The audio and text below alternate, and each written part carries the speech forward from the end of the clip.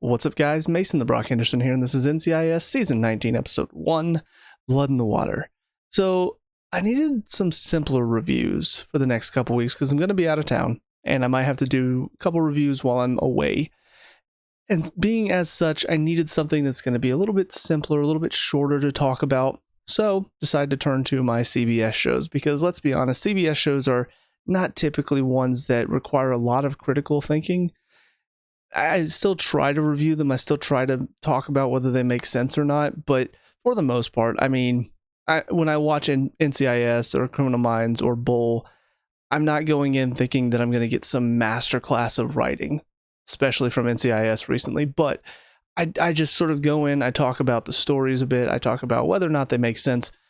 And that's kind of where I am with a lot of these shows. So coming into NCIS, it's coming off of a season that, if you watch my season 18 reviews, I hated because the main storyline, in my opinion, was stupid. You know, Gibbs attacks a guy who was killing and abusing, torturing dogs, and he attacks him, and so he gets suspended, which makes sense. You know, you can't, as an officer, as an agent in a government organization, like, you can't just go off the rails and attack somebody, even if you don't like what they're doing. So I understand the suspension, but the problem is the writers made it seem like everybody just lambasted Gibbs for that.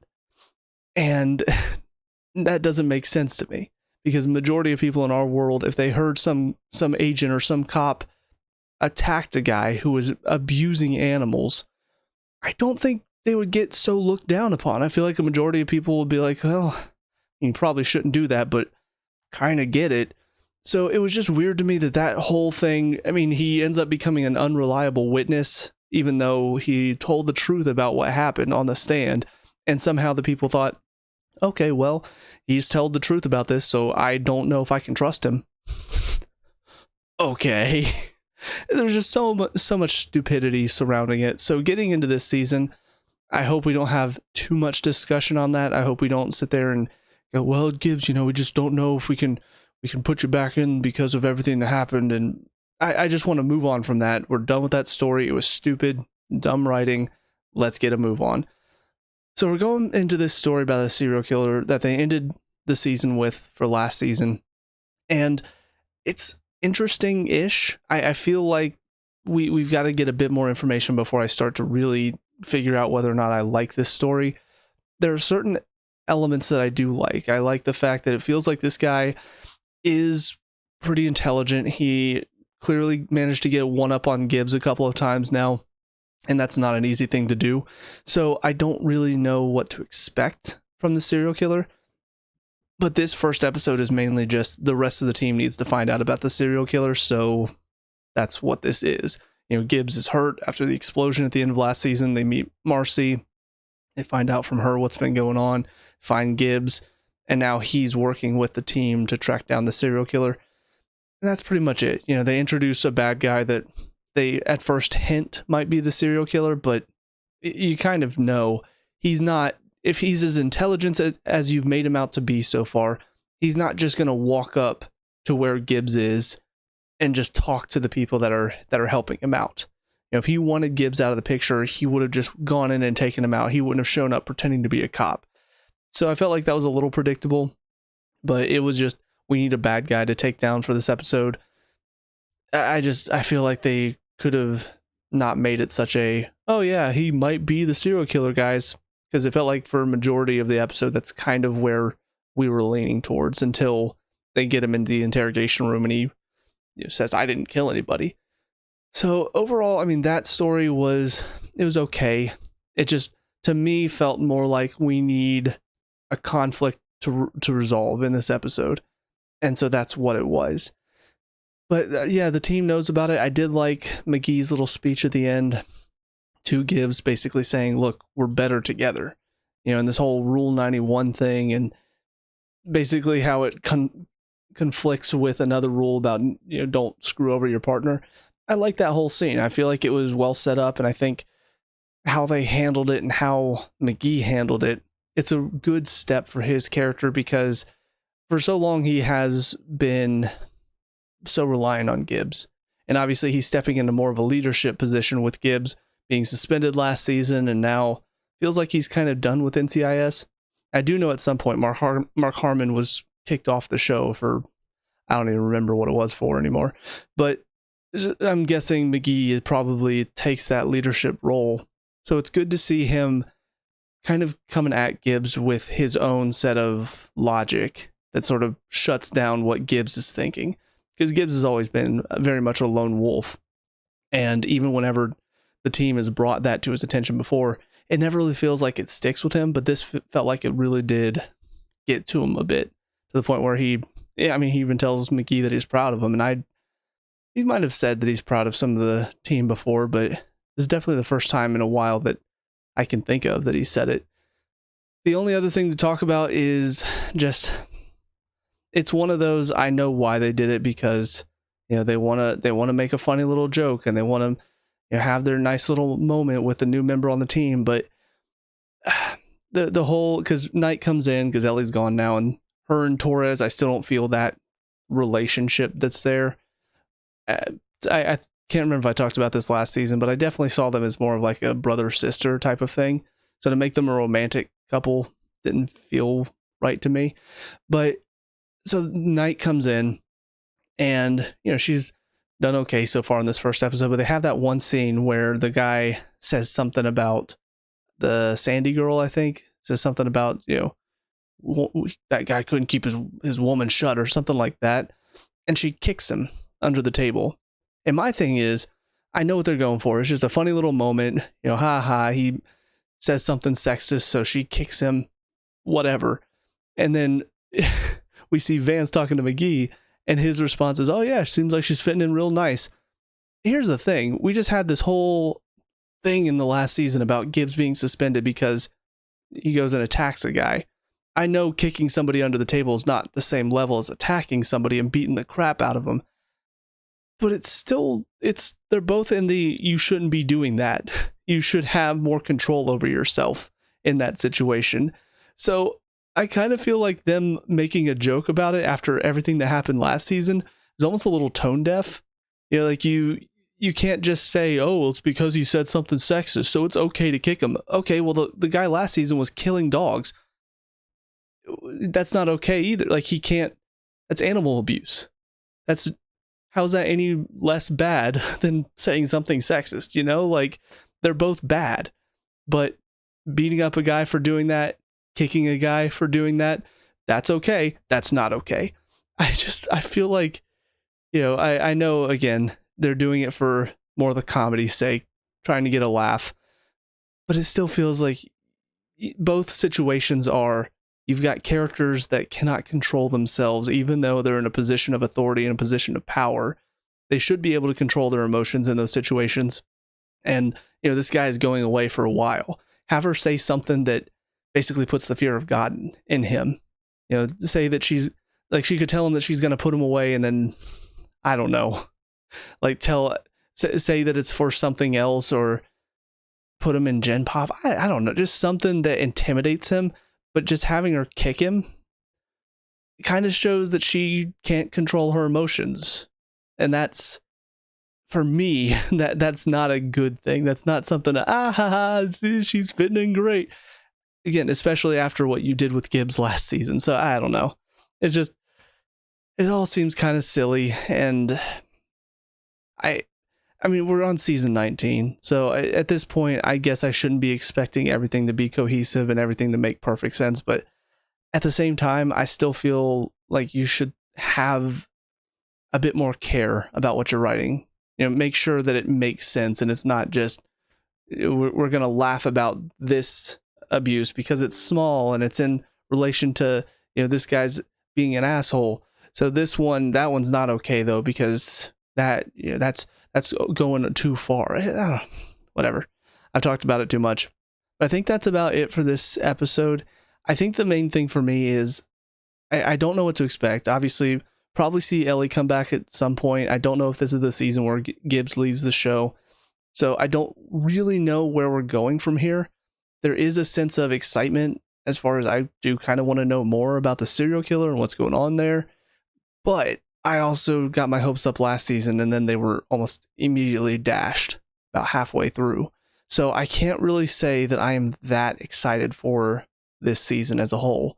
I'm just kind of here to see where the story goes, see if there's anything interesting, see if maybe the writing gets better, or maybe it gets so bad that it's kind of laughably bad, in which case could make for more entertaining reviews. But yeah, on the whole, I'm here to talk about a show that I've watched since the beginning, all the way to season 19 now.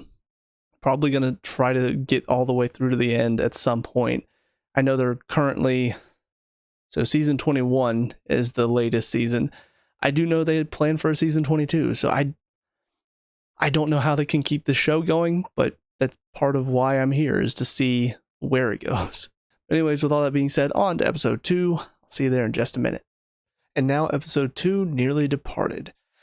So this one was better. It feels like they are starting to build a bigger story here. Now again, still not getting my hopes up for the entire season, but at least for this story, kind of excited to see where it goes now.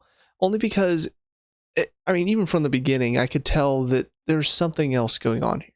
I mean, the fact that we spent so long looking for this guy, and then they just open this episode with, here's your serial killer, he's buying stuff at the store. It felt weird, and it felt, I don't know, it felt like there was something off about it because of how just nonchalantly they just gave us the guy. So I wasn't sure if this was supposed to be like maybe it's a team, and so maybe one of the members, because they knew they were getting close to finding him, maybe they went off script or something. I don't know. I just had a lot of different theories. To find out, though, that the guy's actually a contract killer, it is interesting. And it does make me wonder who would be contracting him to kill every 100 days. Like, that feels weird. And then on top of then he ends up killing somebody not 100 days later. I don't know. It feels off. Something about this whole thing feels off to me. I don't know where it could possibly go from here. We get introduced to these FBI agents, so I don't know if we're supposed to assume that maybe the FBI is involved. Maybe the FBI was hiring him to do contract killings, or maybe a small sect of the FBI was doing it under the table. That might be kind of interesting, but yeah, it feels like there is something brewing. There's this possibly underground story that is going to blow up soon. And I don't know if we're gonna spend the whole season looking at this stuff, or if this is going to be a half season type of thing, because it does sort of feel like, at least over the past few seasons, it's kind of been a half and half, where half of the season we're focused on one thing, and then it ends, and then we jump into another story. And with a story this big, it feels like it would be weird if they suddenly stopped talking about it, and if they just suddenly went, all right, well, now here's our bad guy of the week that we need to catch. So I would not mind it if they went toward less of an episodic structure and more of a running story type of structure, because it's not really something that NCIS has done before. Even in the past, when we've had the more intricate, more long-running stories, we still take breaks to go catch random bad guys. Even if there is the main story going in the background and they're getting more clues and stuff, typically we'll still have the episodic structure. But so far, this has been very much we have a running story. Like, yes, they still have the bad guy of the week or whatever, but it's still connected. It's not just we're pushing this to the side to focus on a random case. So I kind of hope that's what we continue doing, because it would be something fresh and different for this show that needs to be injected. After 18 long seasons, we need something new. We need something fresh. So we'll see where it goes. Again, my hope is not too high. Again, it's a CBS series too. So this is not something that I'm expecting to be some wow, what an amazing writing story type of thing. But at the very least, it seems fun so far. It seems like they've got a good starting point. Now we just need to see where the payoff leads to. But yeah, as far as the FBI agent that comes in, don't really know what to expect from him. Again, it feels like it's going to possibly be some sort of interagency, possibly conspiracy type of underground web of bad guys hiding out in the government type of thing. I don't know. I have all these thoughts and ideas of what it could be. But in the end, it could be something completely different. It could be something hugely disappointing where it's just, oh, yeah, we have a company that has a lot of money and they want people wiped out because, I don't know, whistleblowers, or I guess the one thing that I'm not sure of is there going to be a connection between all the victims? Because I don't know if we've seen any sort of connection yet, but I wouldn't be surprised if there is a connection. Yeah, it's a decent starting point. The only problem I had with this episode, though, is probably the whole thing with Gibbs and Tobias and Marcy. That whole thing was just stupid to me. Like, to see Gibbs getting all jealous because Tobias is, she is, wow. Are you going to make a move? Because if not, then I might need to. And I don't know. It's just, it's, some of it is funny. Some of the little back and forth between Gibbs and Fornell. I forgot his last name for a second, but some of the back and forth between them it's pretty enjoyable. But then when it gets to the point where it actually feels like Gibbs, he goes to talk to her and she's talking about, yeah, Mitch is going to take me up to the cabin. Oh, Mitch? Like, that's not Gibbs. That's not something I want to see, him getting all jealous. And then he finds out it's actually Michelle. Who calls Michelle short Mitch? Who does that? Does anybody that knows a Michelle, can you tell me in the comments, like, do you call your friend Michelle Mitch for short? Because I don't feel like that's the case. I feel like that was done specifically so we could have a Gibbs getting jealous moment, and that's not what we've seen from him in the past, at least that I can remember. Again, the show's been going on a very, very long time, so it's possible that they've done this before, and I've just blocked it out.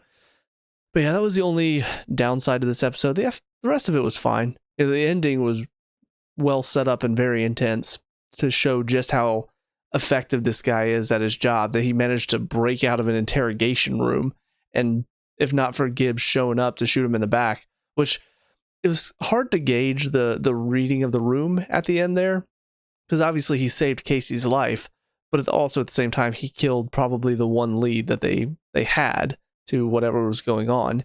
So I couldn't tell if people were happy he did it or upset with him that he did it. For me, it's one of those mixed bags. Like, he didn't have much of a choice considering Casey's life was in danger, but at the same time, yeah, it sucks that you killed your only lead to find out more information. So we'll see where it goes next, but I think that's about it for this one. So on to the final of these 3 episodes. See you there in a minute. And now episode 3, Road to Nowhere. It's a great title to sum up this show, because man, did this story go absolutely nowhere. I literally called it in the last review. I as this episode was coming to a close, they were already talking about the Sonova thing. I'm thinking, okay, this feels like it's a little too soon to learn the whole truth, so maybe there's more to it. Maybe Sonova is just part of it. But no, by the end, that's what it is. It's just a company who they wanted to get into copper mining, and all these people were blocking it, so they hired a contract killer to kill him. Isn't that entertaining, guys? Ooh, big bad business does bad stuff. Ooh, isn't that just so upsetting? Yeah, that's original. Definitely haven't seen that anywhere before, except for every other show that basically has this setup of episodic solve the crime type of. How cliche is this? I'm pretty sure it's this show has probably done this in the past, where some business is doing some bad stuff and they're trying to cover it up. That's not interesting. The only thing this episode had going for it was the connection between Lemire and Gibbs. That was about the only thing that I found interesting, and it's done. Because Lemire kills himself. That's basically it. We're done with that story now. But that story was interesting. The one positive in this episode, the connection between Gibbs and Lemire, how much he tried to utilize that, how much he tried to make the comparison. He wanted Gibbs to kill him because I don't know what his fascination was outside of just, you're like me, but it felt like Gibbs killing him would have been his end game. He wanted to be killed by somebody that's like him. But for that not to happen, he decides to take his own life instead, which, how long did he prepare this? He just had a mine set up right next to his wife's gravesite? Did he know that's how all of this would come to an end? Or did he just set that up to make sure nobody could disturb her gravesite? And so since he knew about it, he decided that's the way he wanted to go instead. I don't know.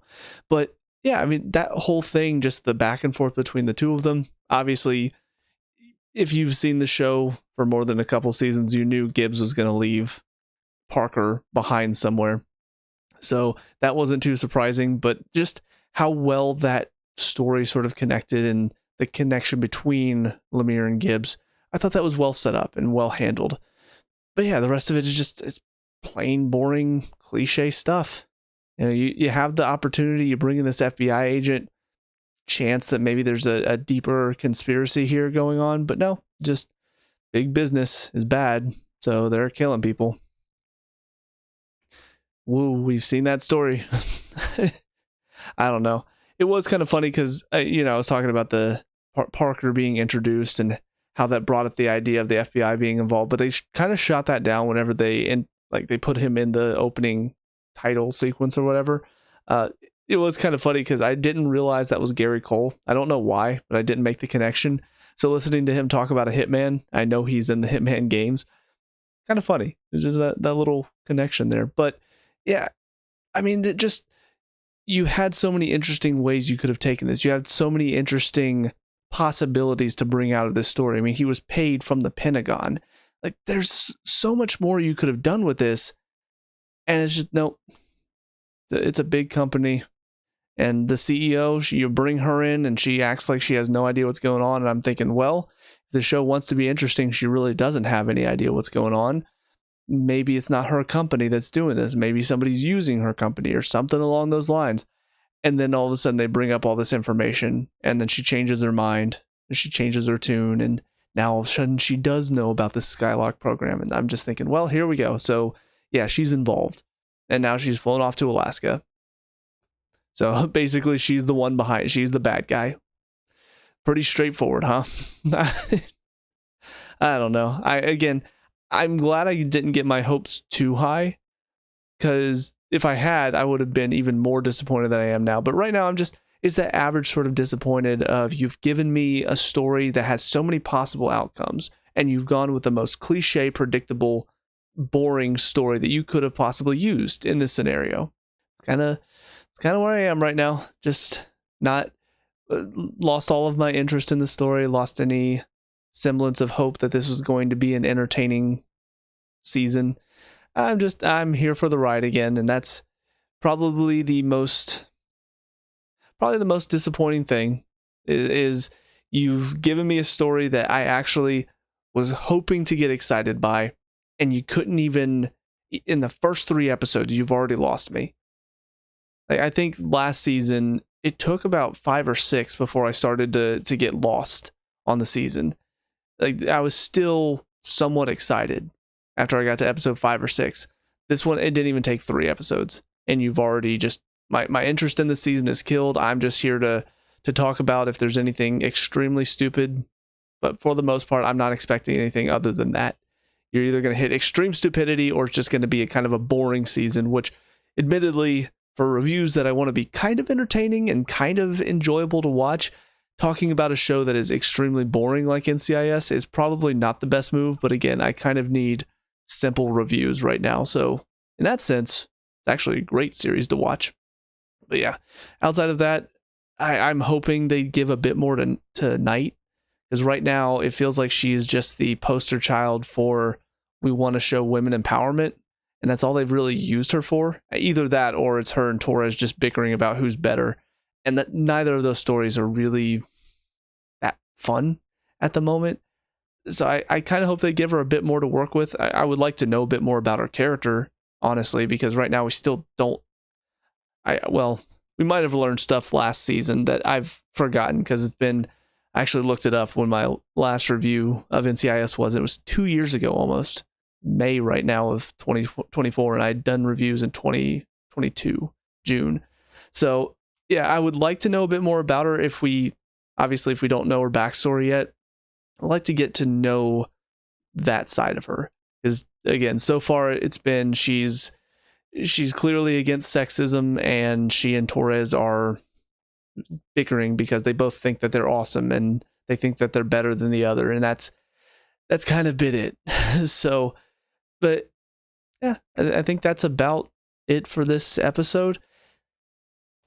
We'll see what else this season decides to do, but for now, here we are. We're back into the NCIS. We're back into the CBS kind of boring BS. Hopefully, at least Bull will be more entertaining, or even because I'm going to start reviewing the new Criminal Minds series, so hopefully that's got some entertainment value to it. But yeah, for now, sorry if this is boring, but maybe they'll give me something extremely stupid that I can rage about and give you guys something to enjoy. But for now, let me know what you guys think down in the comment section below. What were your thoughts on these first 3 episodes? Let me know. We can talk about and discuss all that good stuff. Leave a like and subscribe for future NCIS reviews, and I will see you guys at the next one. Peace out.